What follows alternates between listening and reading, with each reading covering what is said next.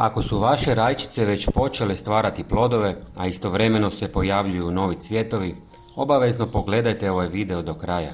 Sastojak koji ću vam pokazati mnogi bacaju u smeće, a rajčicama osigurava ogromne plodove.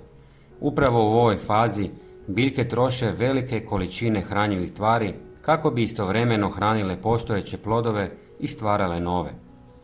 Danas ću vam pokazati jednostavnu otopinu koju koristim na rajčicama tijekom intenzivnog cvjetanja i razvoja plodova. Pogledajte ove biljke. Već nose plodove, ali nastavljaju stvarati nove cvjetove. To je znak da im je potrebna dodatna potpora kako bi nastavile snažno rasti i davali kvalitetan urod. Prvi sastojak koji koristim je drveni pepeo. Mnogi ga nakon loženja jednostavno bace, ali zapravo može biti vrlo koristan u vrtu. Pepeo sadrži kalij, kalcij, fosfor i niz drugih minerala koje biljke koriste tijekom razvoja plodova i dozrijevanja. Vrlo je važno koristiti samo pepeo dobiven od čistog i netretiranog drva. Priprema je vrlo jednostavna. U litru vode dodajem 1 punu žlicu drvenog pepela. Zatim ću ostaviti da odstoji par sati kako bi se ispustio mineral. Prije nego vam pokažem drugi sastojak, važno je da znate i ovo. Nemojte zalijevati po listovima, već samo oko korijena, jer pepeo može ostaviti naslage na lišću i u određenim uvjetima uzrokovati oštećenja ili pojavu mrlja.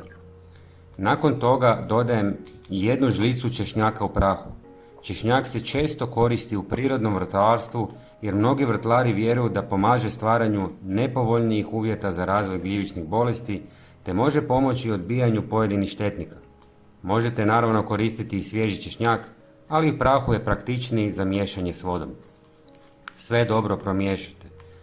Kada je otopina spremna, nanosim je izravno oko korijena biljke.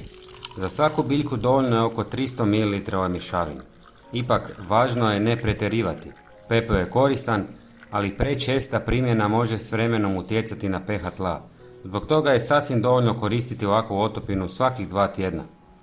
Ako vam je video bio koristan, ostavite like jer time podržavate rad kanala. Ako još niste pretplaćeni, pretplatite se, kako ne biste propustili nove savjete za uzgoj zdravih i rodnih rajčica. Hvala vam na gledanju i želim vam obilje zdravih i ukusnih plodova.